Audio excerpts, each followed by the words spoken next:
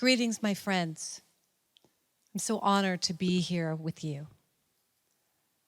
The title of my talk today is Returning Home to the Authentic Self. And I'd like to speak to you about how we do that, how we return home to the authentic self by way of recovery. Now, I'm not talking about recovery from the perspective of recovering from anything, recovering from some emotional, physical, or financial experience you might be having right now. I'm not talking about recovering from the economic crisis or the pandemic crisis that we are experiencing right now. I want to talk to you about recovery, the recovery of that essential aspect of you that is spoken about in Genesis 1st chapter, 31st verse, where it states that God, the divine presence, the infinite, looked at everything it had made and created and said, it is good and very good. It didn't look at the ocean and say, oh my, the ocean is behaving badly. I think I will name it unworthy. It didn't say, oh, the sun, the moons, the stars, the galaxies, they're behaving imperfectly today. So I think I will shame them and I will name them undeserving. It didn't say, when it looked around at the human beings that it had manifested and demonstrated out of its own nature, it didn't look at any one of us and say, oh, bad girl, bad boy, I think I'm going to name you not good enough. It didn't say that. Everything that came out of its own beingness, it said, it is good and very good. Your authentic nature is good and very good. So wherever you are right now, I just want you to just point to yourself, take a breath, inhaling deeply and exhale. And I want you to say to yourself, I'm good and very good. I want to talk to you today about recovering that. We're going to talk about rediscovering your essential nature of worthiness and reawakening to your wholeness, your amazingness, your confidence, your empowerment, your truth. And I know that there was a time a little while back, or maybe a long while back, when I thought that my confidence, my empowerment, my clarity, my truth was based on the kind of clothes I had on, or how much money I had, or where I lived, or how toned I was, right? And what I soon discovered was that as long as I was walking around with that erroneous false belief of shame, of unworthiness, of feeling not good enough, that I could make all the money in the world, I couldn't suck it up, tone it up, color it up, no matter how hard I tried, because those illusions, which are operating on a subconscious level, were making decisions in my life without my conscious permission. And I was doing all kinds of things. It's like, why am I doing these things? Why am I making decisions that are not for my highest and my best good?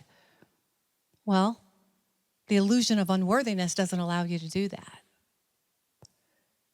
Those illusions that I'm talking about that are disconnected from your good and very good, they are insidious. And in the world of recovery, insidious means cunning, baffling, and powerful. In the dictionary, it says subtle, behind the veil, underneath. It just comes out of nowhere. And so I want to share with you how these illusions might be showing up in your life so that you become aware of the pattern, of the addiction, which I'm going to talk about in a little while. Unworthiness, feeling not good enough, feeling shame. It causes you to say no when you mean yes. It causes you to say yes when you really mean no. It causes you to not have healthy boundaries or not having any boundaries at all. It makes you feel small and scared all the time. And they force you to accept something in your life that you know in your gut, this isn't for you. This isn't what you want. But unworthiness, shame, and feelings of not being good enough will lie to you and tell you, but this is all I can have. So I better grab this while I can because I really can't have what I want. And I remember a while ago in my life, I was in negotiations with a potential client. Not a cloud on the horizon. I was feeling really, really, really good. And I'm on the phone with this client in negotiations. And all of a sudden, my energy level, my vibratory frequency went from like here to like whoom to like here. And I'm like, whoa. And I touched myself on my belly because that's where my little girl is. That's where she talks to me. It's in my belly and in my solar plexus. So I just want you to put your hands right now on your tummy, on your solar plexus, where you feel that something's not right, where you're feeling fear and anxiety. And I looked down at her and I said, sweetheart, Boo, I call myself Boo. What's the matter? What's going on here? And I felt her within me, I felt her say, I'm scared. I'm afraid to ask for what I really want. And if I ask for what I really want, this opportunity is going to go away. And in that moment, I hit a bottom with these emotional addictions running my life. Just like 35 years ago, I hit a bottom with crack cocaine. I hit a bottom again emotionally, living a lie, living in a vibration of I'm not good and very good. I'm not good enough.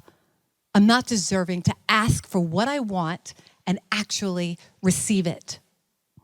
And so I just touched that part of myself and I hugged myself and I said, no more.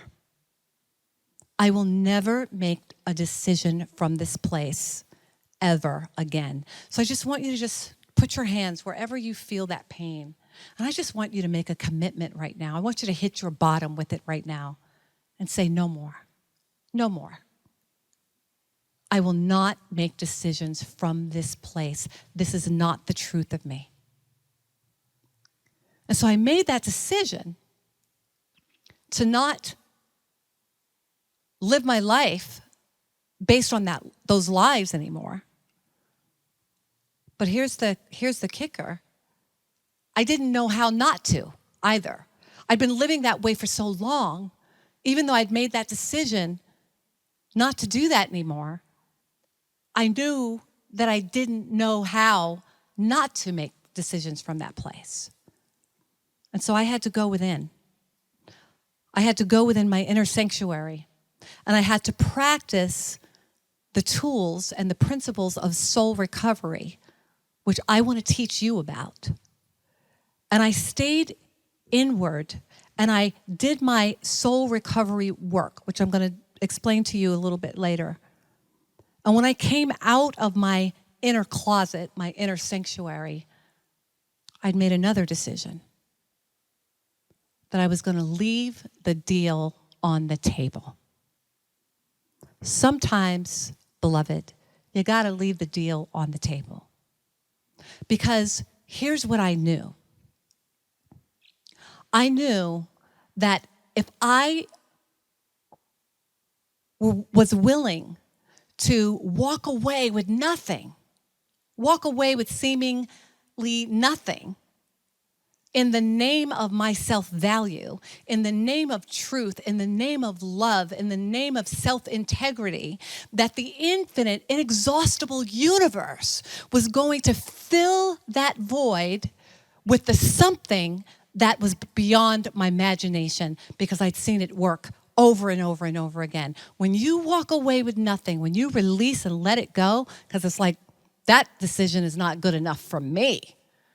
It's not that what I want I'm not worthy of or I'm not good enough for, but that place where I used to make decisions from, that place is not good enough for me. So I'm walking away with nothing, and I'm going to behold and I'm going to watch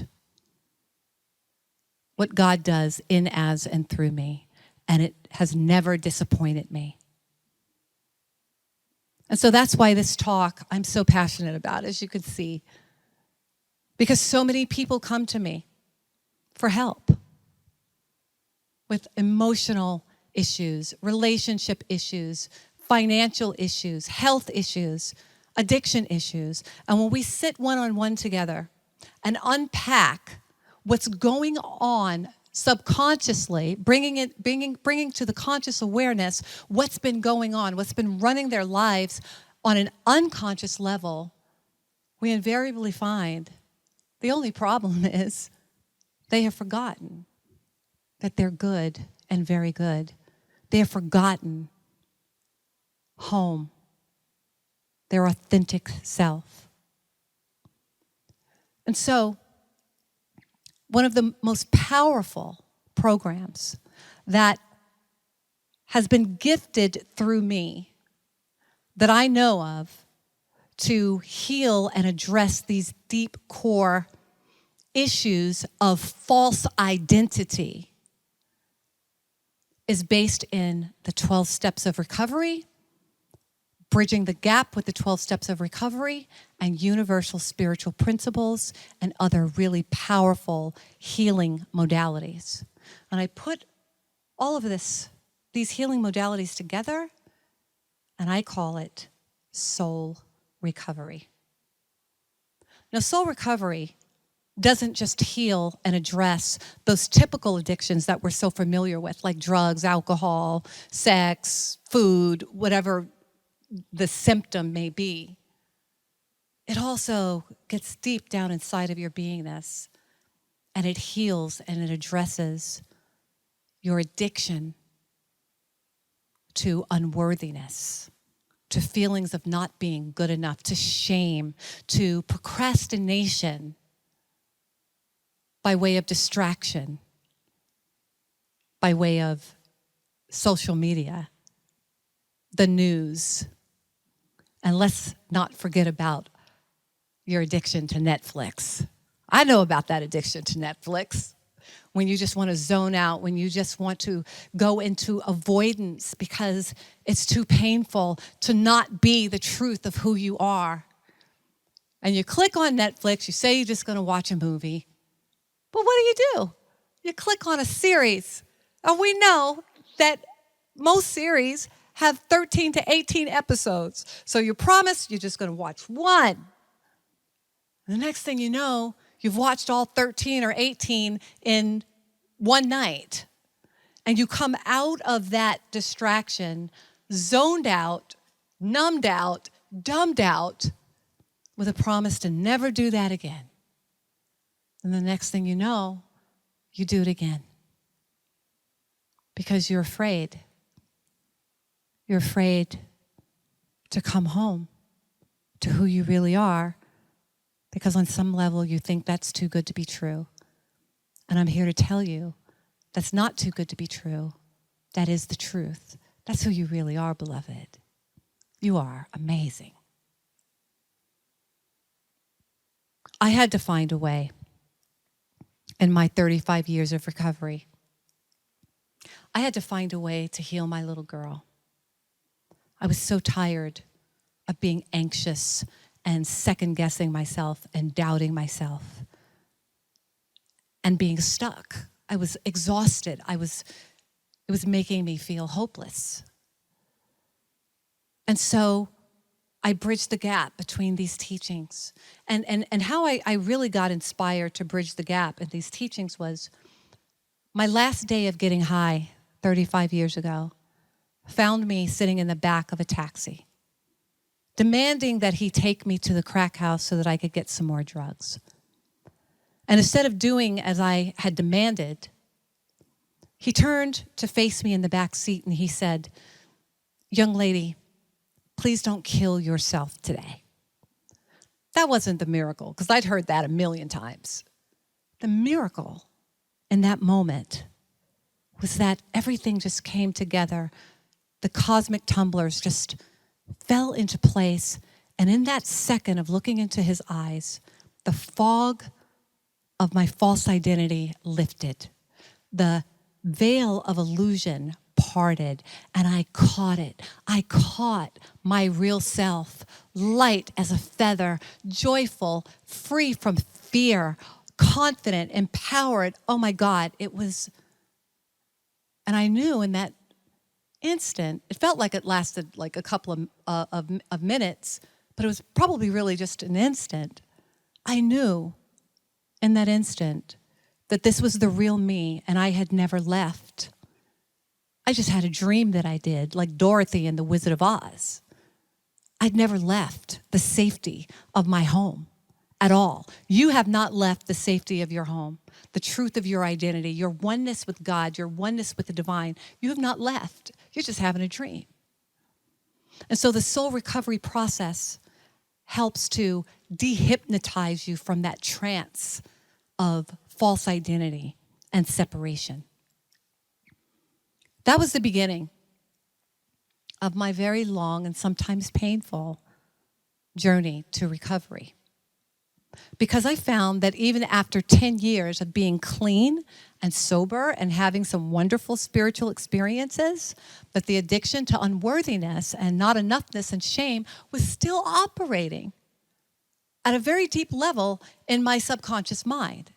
So when I got hired to be a background vocalist for Rod Stewart and Bette Midler, what should have been the highlight of my life, when I got chosen 20 out of maybe 4,000 people to go to South Africa to anchor the peace prior to the election of Nelson Mandela, should have been the highlight of my life. But you know what it was? It was the most terrifying, anxiety-filled time of my life, because every single day I was addicted to the belief that they're going to call me in the office and say, "Esther, hey, we just realized something. You're not good enough. We're sending you home." Instead of enjoying this amazing time in my life, that's where I was. How many times have you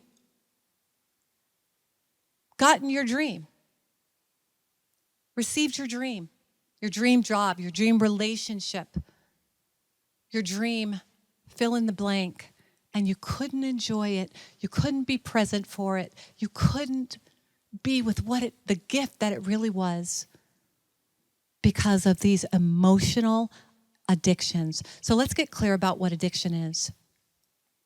Addiction is a hardwired belief in your subconscious mind, perception, traumatic memories that cause you to act out in various ways. And even though there's the truth of you, your authentic self is like saying, "I don't want to do this. I don't want to do this anymore. I want to change. I want to grow." The 60% of your subconscious mind is so much more powerful than your conscious mind, the one that you're walking around with every day, that no matter how badly you don't want to do it, what happens? You do it anyway. It's not your fault, beloved. It's called addiction. And so for those of you watching this today, it's like, "Oh God, she's talking about the 12 steps and all of that. You know, God, wish my sister watched this, and my husband and all of that." I'm going to say to you, beloved, no, this talk is for you. I want you to look at where you're doing that in your own life. So how do we heal this? How do we get down to the nitty-gritty? It's like, okay, Esther, great information. What do I do about it? Well, the first step in soul recovery is admitting defeat, is admitting personal powerlessness. Jesus the Christ admitted personal powerlessness when he said, of myself, I can do nothing. So the part of you that's in the problem, the part of you that's in the addiction is not the part of you that's going to heal you. The vibratory energy that's creating this problem is not the vibratory energy that's going to heal it. Perfect statement by Einstein. And I know I'm not quoting that exactly as it is, but basically he says, you cannot heal the problem from the level of the problem. We've got to rise higher. So admitting personal powerlessness. So I just want you to think of something right now that you are just struggling with, and you've been trying to figure it out, and you've been trying to do it. And I just want you to just feel yourself, just hold on so tight, so tight, so tight. Inhale deeply. And say, I'm powerless. I can't fix it. I can't figure it out. I can't do it. Yay! Yay! The onus is no longer on you to try to figure out something that level of consciousness isn't going to figure out ever. It's never going to work. So the first step of recovery is getting out of your own way and releasing control. The second step of recovery says we admit that the second step of recovery says we came to believe that a power greater than ourselves could restore us to sanity. Now, here's how soul recovery approaches this. First of all, the power greater than yourself is your real self. It's the truth of you. It is within you. And the second thing is, you can't be restored to something that was never the truth about you in the first place. You are returning. You are reawakening. You are rediscovering. You are being restored back to who you are. Nothing's being given to you. Who you really are is revealed.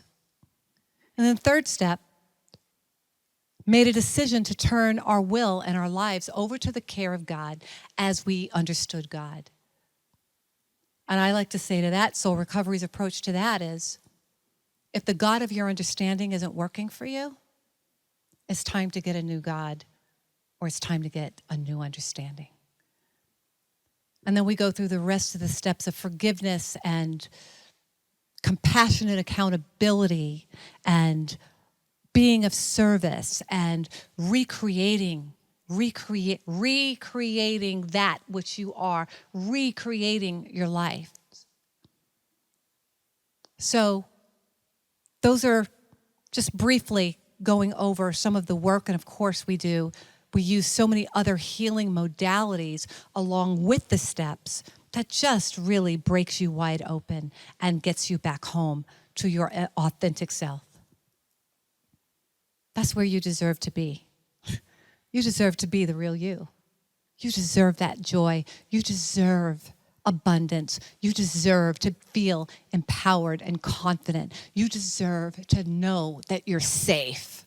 Can I get an amen to just feeling safe in your body? Feeling safe. Oh my God, that is the biggest freedom that I know of. So, beloveds, there are a few different ways that I would like to invite you to get deeper into this work, to perhaps work with me personally, one-on-one. If you want to become a part of the Soul Recovery Tribe so that you can get content and the YouTube channels and the curriculum and private one-on-one sessions with me, I'm going to give you 3 calls to action. The first call is, I want you to just go sign up for my email list at esthermail.com. And in doing that, you're going to receive free 21 days of free meditation downloads. And you can opt out of that. Some people don't want me in their email box every single day, even though it's a meditation. You can opt out of that, absolutely. The second is my book, Soul Recovery, 12 Keys to Healing Dependence. Dependence on what? Dependence on your traumatic experience, dependence on your shame, dependence on the ways that you've been walking in this time. You can go to Amazon.com and pick up your copy of Soul Recovery. I wish I was in person with you right now so I could give you a hug and give you an autographed copy. But at this time, of course, in our world, that's not possible right now. And then if you want to talk to me personally, I invite you to email me at esther@esthernicholson.com. That's Esther without an H. So that's ESTER at Esther Nicholson, NICHOLSON.com. When you go to sign up for my mailing list, it's Esther without an H, mail.com. Because here's what I want to do. Here's what is my destiny to do. To first of all, keep coming home within my own beingness. Letting go of any false identity that I've been holding on to. And then to get you home to your authentic self so that you can remember your empowerment, your confidence, your abundance, your freedom, and your safety. This is who you are. Good and very good. In the beginning, good and very good. And nothing can ever take that away from you. But you can believe that you don't have it, and then you start experiencing it. Come home. There's absolutely no place like it. Peace and blessings.